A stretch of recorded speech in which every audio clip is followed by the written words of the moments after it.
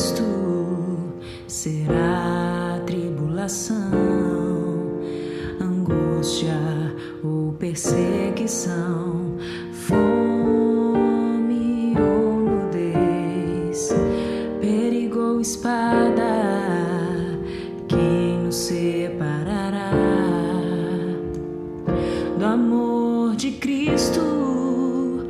Porque eu estou bem certo de que nem morte, nem vida, nem anjos, nem principados, nem coisas do presente, nem do porvir, nem poderes, nem alturas, nem profundidade, nem qualquer outra criatura poderá nos separar do amor de Deus que está em Jesus Cristo, nosso Senhor,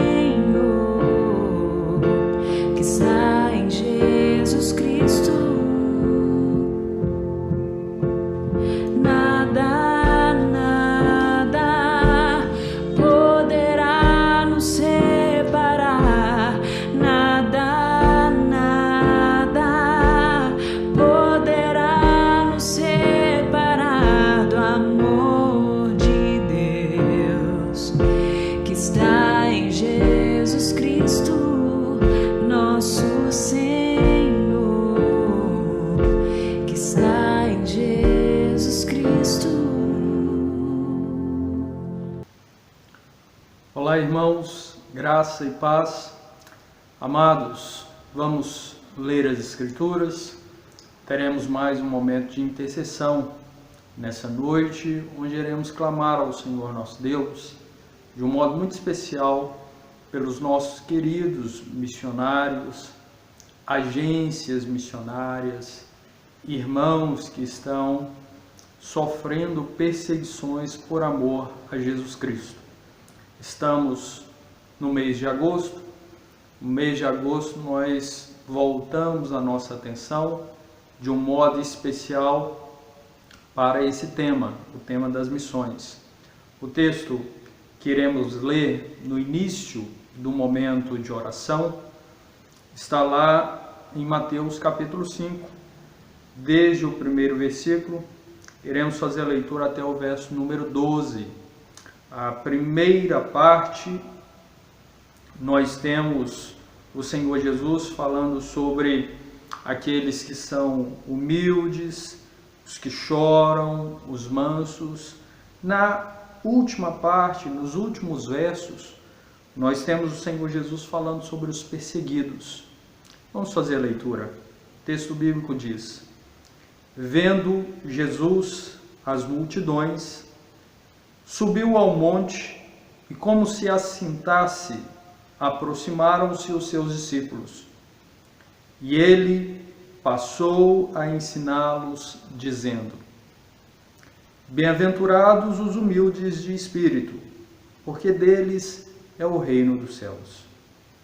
Bem-aventurados os que choram, porque serão consolados. Bem-aventurados os mansos, porque herdarão a terra. Bem-aventurados os que têm fome e sede de justiça, porque serão fartos. Bem-aventurados os misericordiosos, porque alcançarão misericórdia. Bem-aventurados os limpos de coração, porque verão a Deus. Bem-aventurados os pacificadores, porque serão chamados filhos de Deus. Bem-aventurados os perseguidos por causa da justiça, porque deles é o reino dos céus. Bem-aventurados sois quando por minha causa vos injuriarem e vos perseguirem e, mentindo, disserem todo mal contra vós. Regozijai-vos e exultai, porque é grande o vosso galardão nos céus. Pois assim perseguiram aos profetas que vieram antes de vós. Então, como eu apontei, na primeira parte o Senhor Jesus fala sobre os humildes de espírito, são aqueles que reconhecem a sua miséria espiritual e busca então o arrependimento, chorando pelos seus erros, pelos seus pecados, por esta miséria espiritual. Depois o mestre fala sobre os mansos que herdarão a terra. Claro que estes só podem ser mansos porque de fato encontraram a mansidão plena e perfeita na pessoa do próprio Cristo, o nosso Deus, o nosso Salvador. O Senhor Jesus fala sobre aqueles que têm fome e sede de justiça, porque o nosso Deus é justo e devemos também nos pautar na justiça. O mestre fala sobre os misericordiosos, estes irão alcançar a misericórdia. Nós alcançamos, pela graça de Deus, a misericórdia do nosso Pai eterno e devemos também demonstrar compaixão e misericórdia com o nosso próximo. Bem-aventurados os limpos de coração, disse o Senhor, nosso coração só pode ser limpo pelo próprio Deus. Os pacificadores, aqueles que encontraram paz com Deus e agora buscam também manter paz com o seu próximo. Bem-aventurado, disse o Senhor, os perseguidos. Mas não são perseguidos por razões quaisquer. São aqueles perseguidos por amor a Jesus, porque amam a Jesus. Por causa de Jesus, sofrem perseguições. Estes são bem-aventurados. Já sabemos o significado dessa expressão. Estes são mais do que felizes, são muito felizes, porque mesmo sofrendo injúrias, sendo perseguidos, sendo alvos de mentiras e sofrendo, de fato, em diversas situações e circunstâncias, por amor a Jesus, mesmo padecendo com todos esses aspectos que eu acabei de mencionar, eles podem exultar, se alegrar, porque o galardão que eles têm está guardado pelo nosso Pai Celeste. E isso ocorreu com os profetas, os nossos irmãos do Antigo Testamento. Eles também foram injuriados, também foram perseguidos, também sofreram com mentiras, eles também foram perseguidos por amor à verdade, por amor ao Deus Pai. E nós temos conhecimento de diversos outros queridos irmãos nos nossos dias que sofrem assim também. São perseguidos de maneira intensa, são alvos de inúmeras mentiras. Isso ocorreu com os nossos irmãos também no Novo Testamento, na época apostólica. Tem ocorrido com diversos irmãos nos nossos dias, em vários países, em várias cidades. O Senhor Jesus diz: bem-aventurado sois, quando por minha causa forem injuriados e perseguidos. Queridos irmãos, esses nossos amados que são perseguidos por amor a Jesus, por amor à verdade, por amor ao Evangelho, precisam das nossas orações. Nós percebemos uma escalada de opressão, perseguição no nosso país. Infelizmente, a cada dia que se passa, há este aspecto de perseguição no Brasil que vem sendo fomentado. Mas há irmãos nossos que estão numa situação tremendamente difícil, muito mais difícil do que a que nós nos encontramos.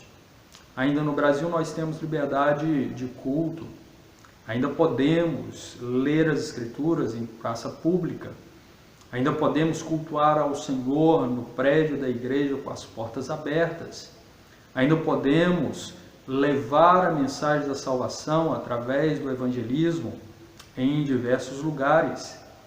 Nós ainda temos essa liberdade. Outros irmãos queridos não têm.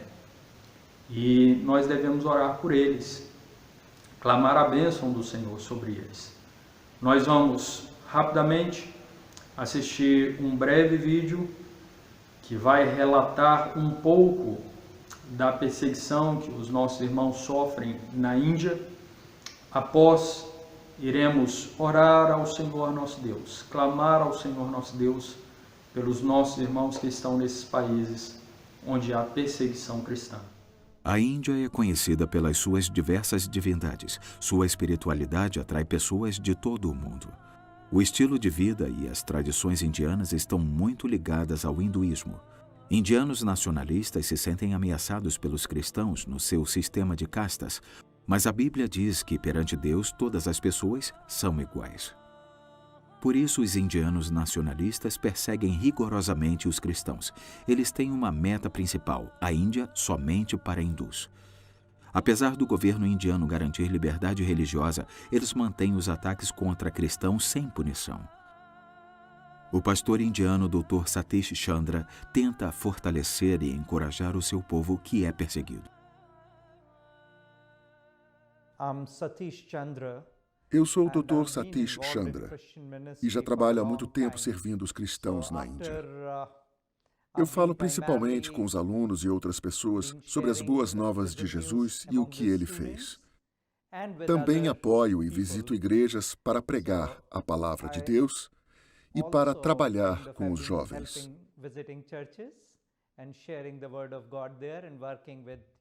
Na Índia há muitas religiões, mas o hinduísmo é a religião principal. 79,8% dos indianos são hindus. Depois há o budismo, sikhismo e jainismo. Além disso, há na Índia muitos animistas e também outras religiões. Mas a fonte de tudo é o hinduísmo.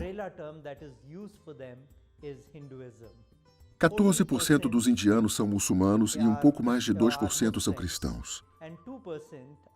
Além disso, de um ponto de vista etnológico, se entende por hindu quem mora no leste da Índia. Há um texto hindu que tem muita influência na Índia. Uma das orações nele diz: Deus me guia das trevas para a luz, do fracasso à verdade, da morte à imortalidade. E foi exatamente isso que Cristo fez. Nós, crentes em Jesus Cristo, amamos a Índia. Nós queremos fazer o melhor para a nossa cultura. E isso acontece através da mensagem de amor. Nós tentamos superar as diferenças em nossa sociedade. Mas muitos indianos têm medo de que as pessoas que aceitam Jesus e creem nele abandonem e esqueçam as tradições e a cultura indiana. Eu já ouvi com frequência que quando o hindu se torna cristão, não é um hindu a menos, mas um inimigo do hinduísmo a mais. Mas isso não é verdade de forma alguma. Eu tenho certeza de que as pessoas que creem em Jesus Cristo têm uma influência positiva no desenvolvimento da sociedade. E Deus os ajuda nisso. Nós vemos como Ele confirma a sua palavra através de milagres e maravilhas.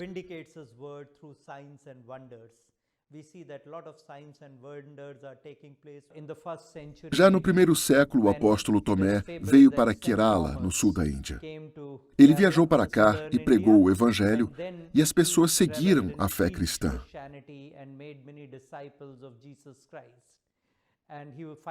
Ele morreu na cidade de Chennai. Hoje há ali uma catedral.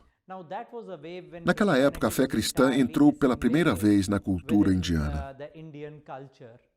Os cristãos que se tornaram crentes através do apóstolo Tomé fazem parte da casta mais alta até hoje.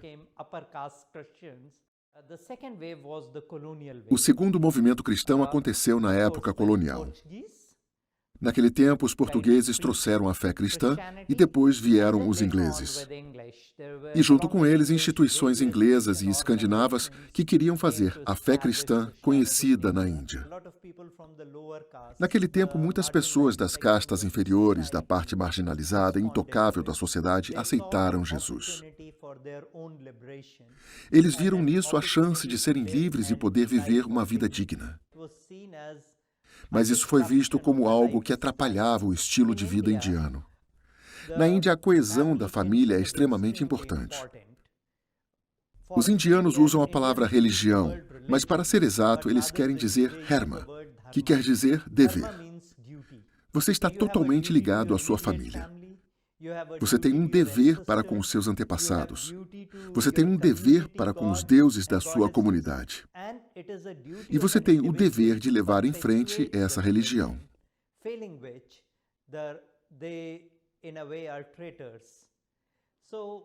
Então, quando alguém se torna cristão, acredita-se que está se desviando do seu dever e do seu dharma. Por isso, os cristãos foram muito perseguidos naquela época, pois eles pensavam que os cristãos estavam associados com os colonizadores.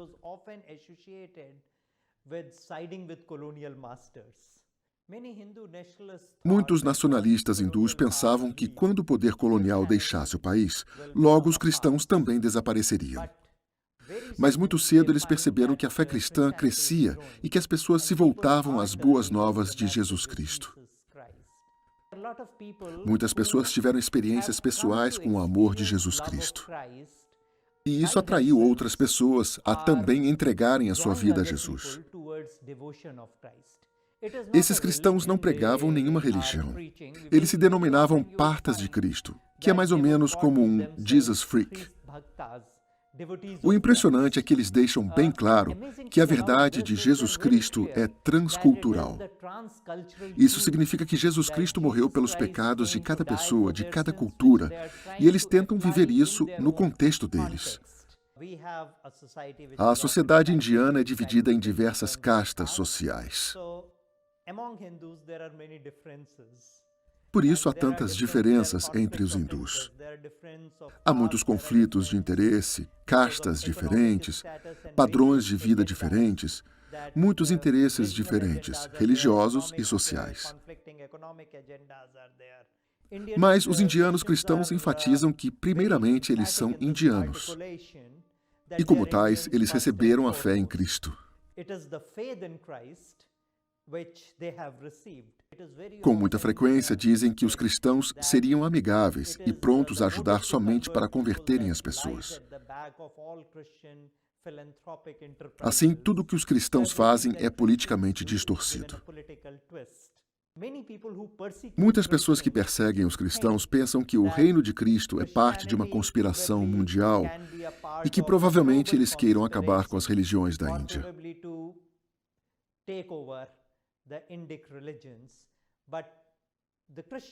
Mas os cristãos indianos querem difundir a mensagem da igualdade e da liberdade de espírito que Cristo trouxe.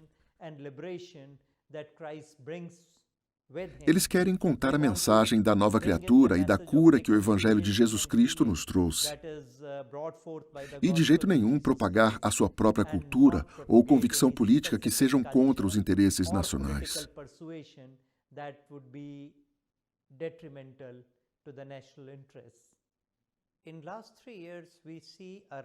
Nos últimos 3 anos, houve um crescimento do fundamentalismo de direita.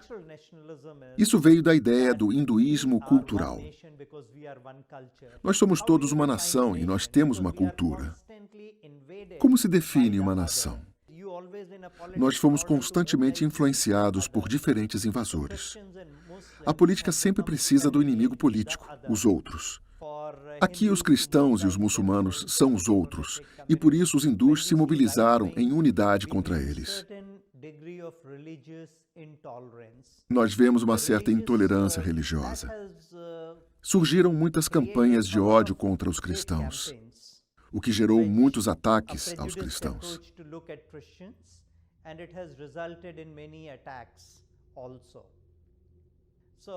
É uma parte da estratégia de mobilização colocar as pessoas contra os cristãos.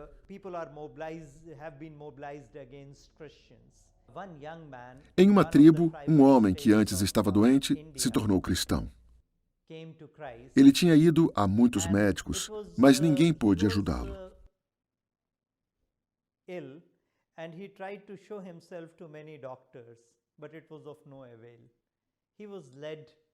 Depois alguém o mandou à igreja. As pessoas oraram por ele e ele ficou curado.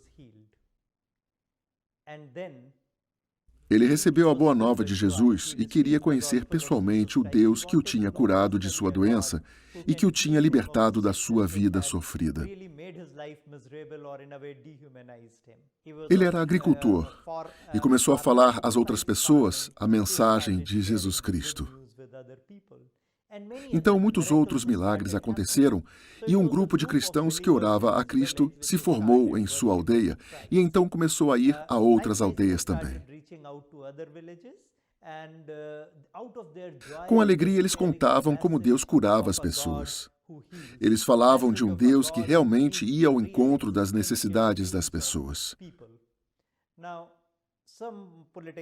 A esse ponto, alguns hindus nacionalistas ouviram falar deles e disseram que esse homem pregava uma religião estrangeira. Eles fizeram até mesmo sua própria família ficar contra ele e persuadi-lo a negar Jesus. Um dia ele foi chamado para o meio da aldeia com outros cristãos. O grupo juntou muitos jovens cristãos e bateu neles o dia todo, até que eles caíssem no chão inconscientes.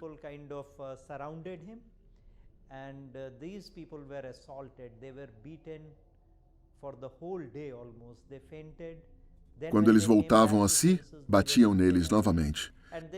Eles diziam: "Nós vamos matar vocês se não negarem a Cristo e não voltarem a viver como nós vivemos." Mas até o fim, esses jovens ficaram firmes e disseram: "Nós nunca vamos negar a Cristo."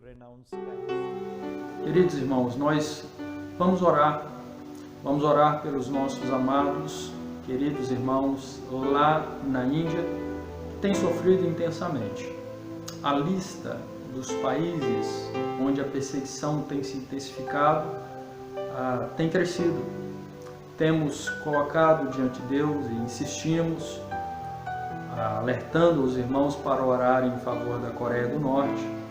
Também incluímos a China, onde a perseguição tem crescido, e agora notícias de intensa perseguição aos nossos irmãos indianos. Então vamos orar, vamos clamar ao Senhor por eles nesse instante. Deus Todo-Poderoso, cheio de graça e compaixão, pedimos ao Senhor que preserve e proteja os nossos irmãos. E conceda, Pai querido, uma mudança de regime, tanto na Coreia do Norte, quanto na China e na Índia. Na Índia ainda há uma lei que poderia ser usada de maneira benéfica para a liberdade de culto. Todavia, inúmeras ocasiões, essa lei é usada de modo a reprimir a reunião daqueles que servem ao Senhor. Santo Deus, cada uma dessas situações o Senhor pode mudar. Cada um desses países o Senhor pode transformar. Nós pedimos ao Senhor que haja uma mudança. O Senhor é aquele que tem todo o poder, o Senhor é aquele que governa o universo e que pode todas as coisas. Pedimos ao Senhor que tenha misericórdia e, se for o desejo do Senhor, que o Senhor possa, Pai querido, retirar do poder estes governantes que têm se levantado contra o Senhor, contra a proclamação da mensagem do Senhor, e pedimos ao Senhor que conceda segurança aos nossos irmãos, proteção, e que eles possam, Pai querido, se firmar no Senhor, encontrar força no Senhor para continuar servindo ao Senhor. Para os nossos irmãos na Coreia do Norte, ainda pedimos que o Senhor possa prover alimento para os nossos amados, que estão tendo carência dos alimentos básicos e por isso estão em sofrimento enorme. Pedimos ao Senhor que os ajude em nome de Jesus. Nós confiamos no Senhor e sabemos que o Senhor é quem cuida da tua igreja, dos teus servos. Nós suplicamos a bênção do Senhor sobre os nossos irmãos, em nome do Senhor Jesus. Amém. Irmãos, vamos cantar ao nosso Deus? Vamos cantar mais um hino de louvor ao Senhor nesse instante.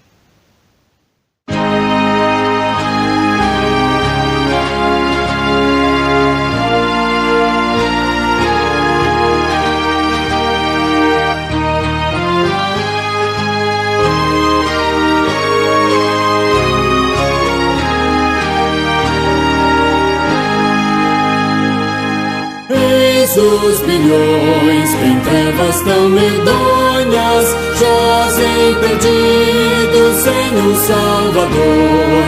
Oh, quem irá as novas proclamando que Deus em Cristo salva o pecador?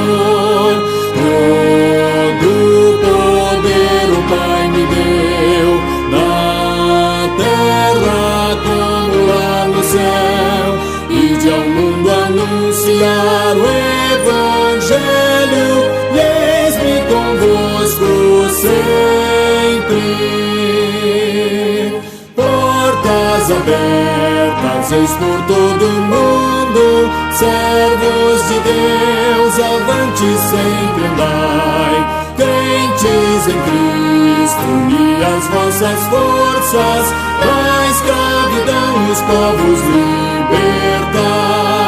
Todo poder o Pai me deu, na terra como lá no céu. Ide ao mundo anunciar o Evangelho, e eis-me convosco sempre.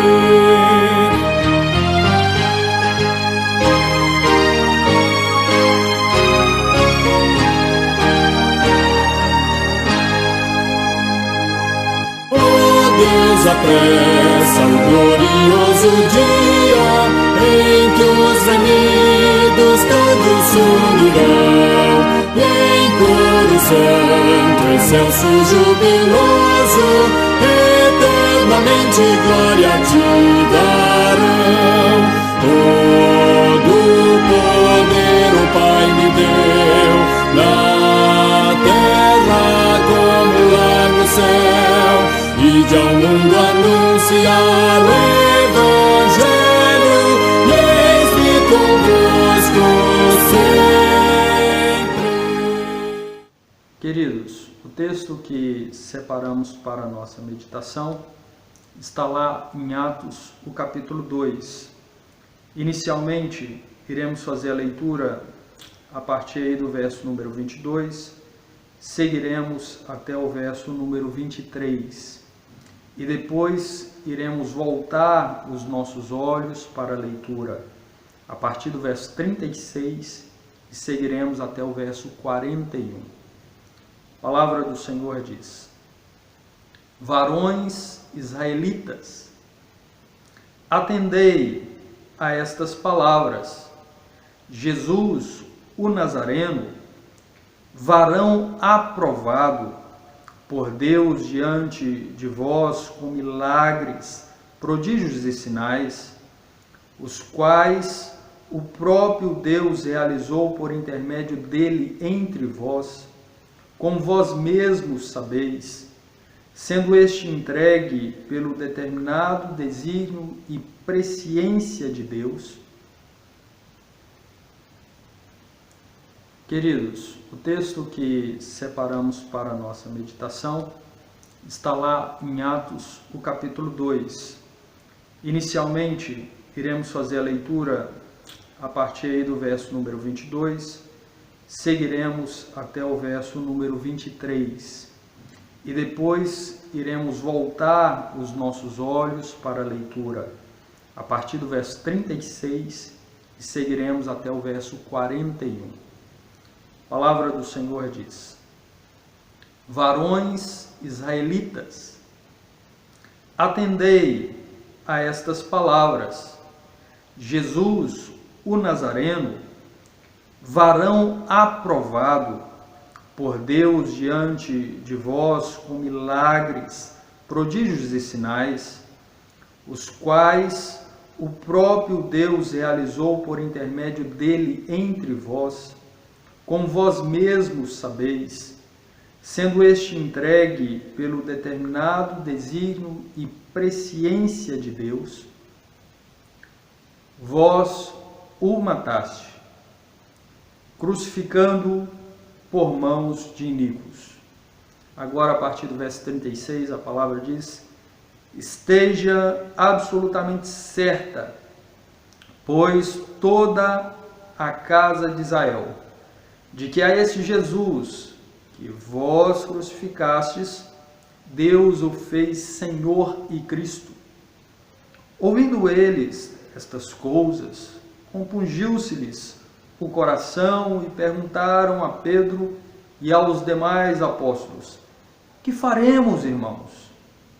Respondeu-lhes Pedro: arrependei-vos, e cada um de vós seja batizado em nome de Jesus Cristo para a remissão dos vossos pecados, e recebereis o dom do Espírito Santo.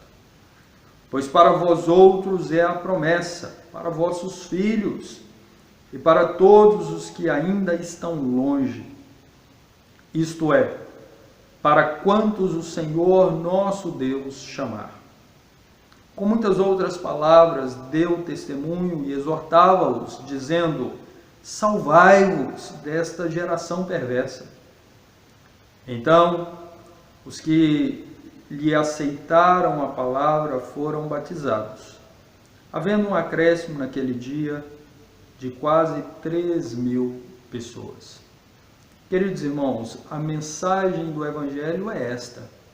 É aquela que Pedro anunciou logo após o Pentecostes.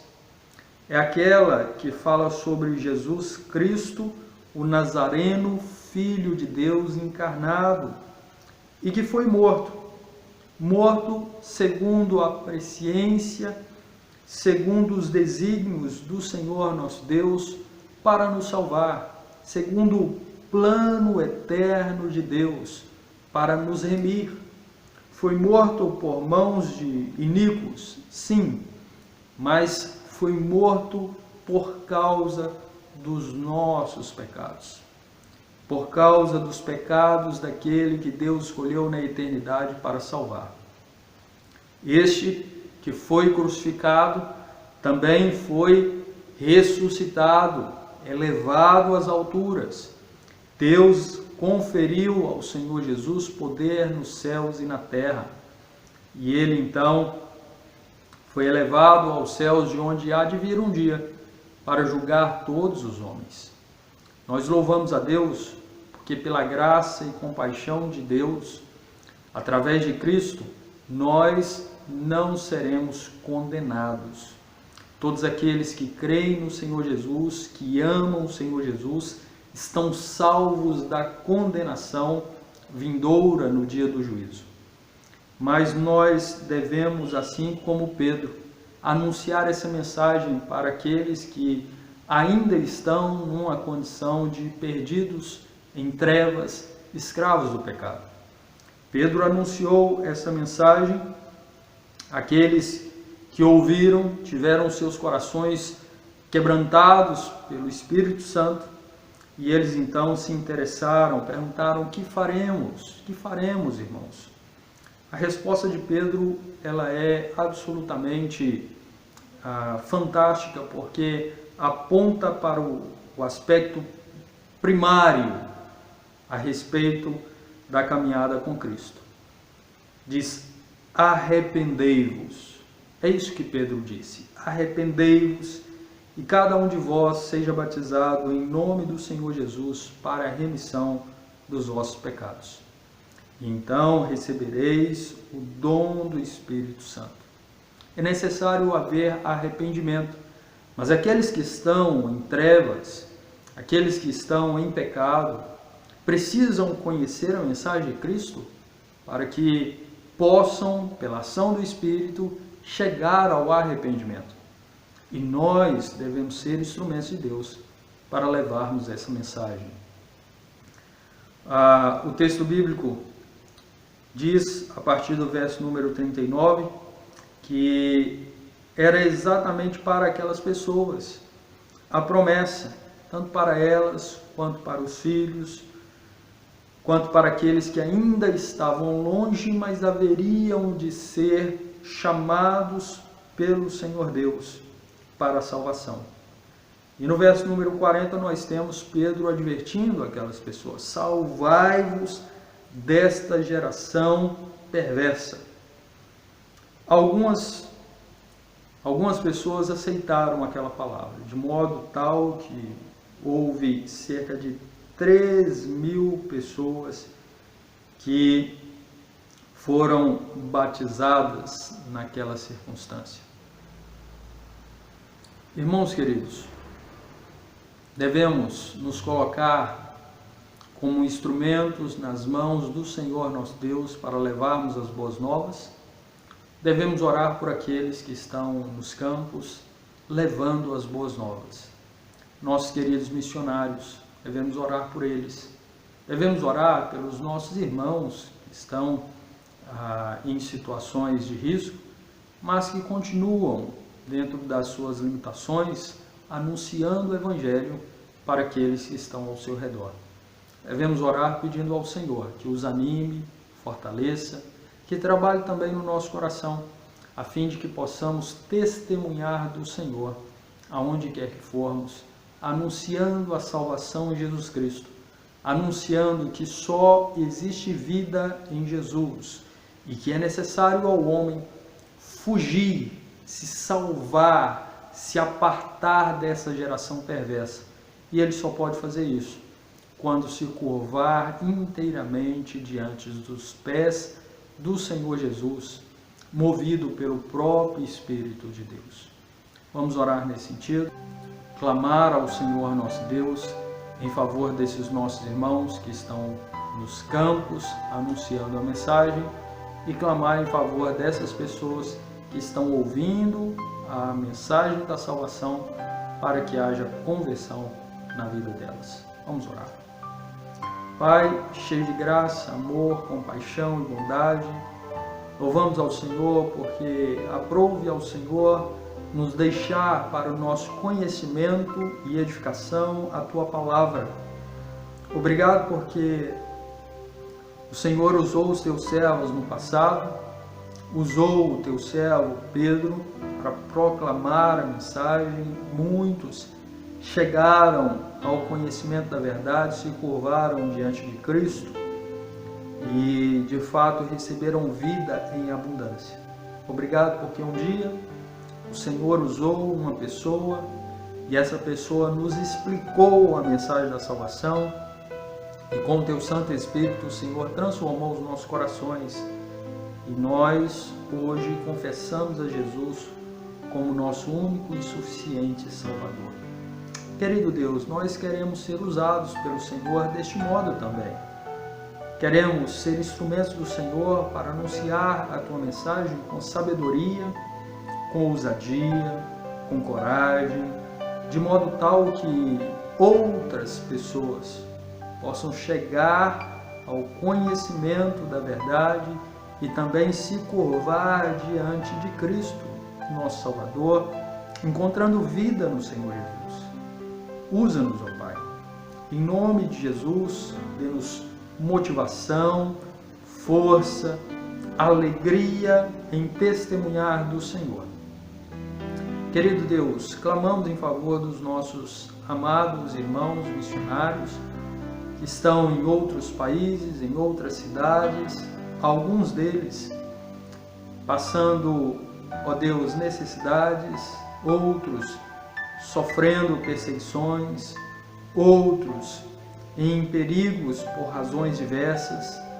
Deus Todo-Poderoso, pedimos ao Senhor que esteja com esses nossos irmãos, animando na fé, protegendo, dando frutos, ajudando nas necessidades que se colocam diante deles, abrindo as portas para a proclamação da tua mensagem.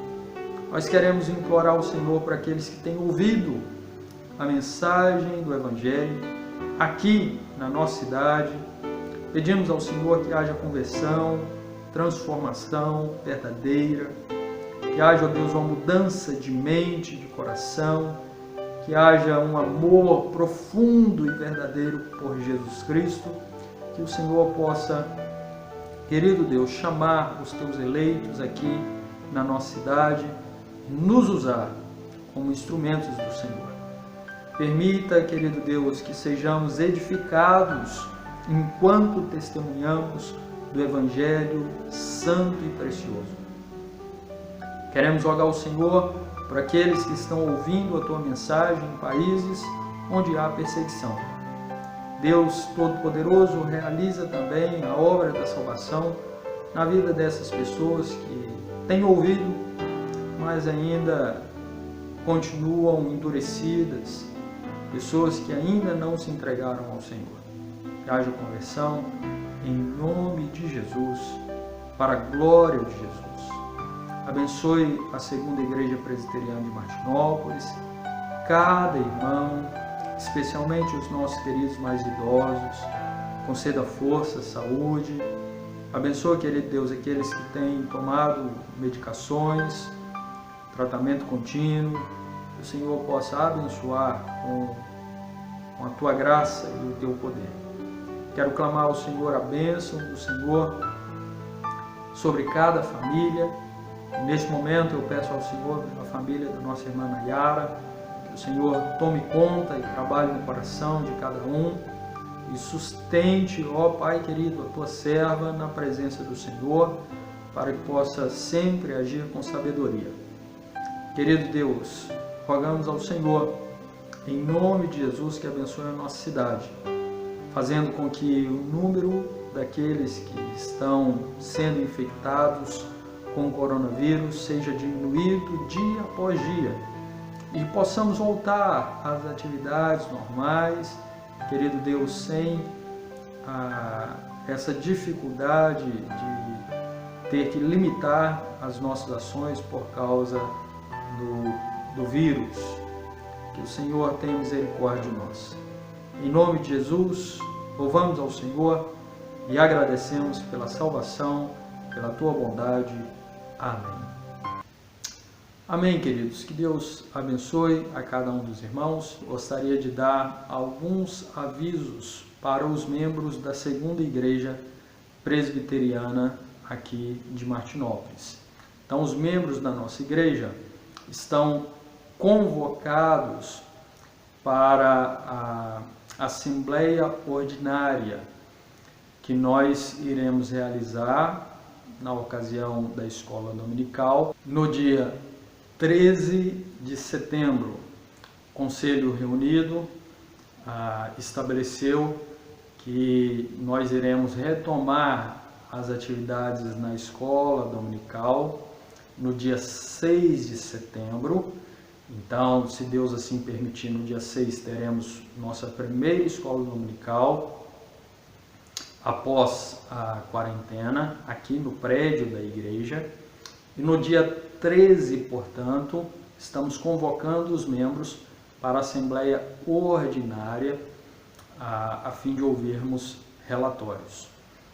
Além destes avisos, destes dois avisos, nós temos mais um.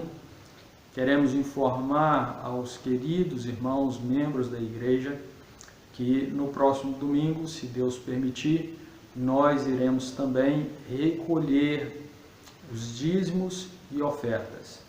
Se você estiver preparado para dizimar e ofertar, poderá vir, trazer, depositar no local apropriado durante o culto. Se você não puder vir e desejar efetuar o depósito na conta da igreja, por favor, entre em contato que nós iremos disponibilizar. Que Deus abençoe você, a sua família, a sua casa, em nome de Jesus.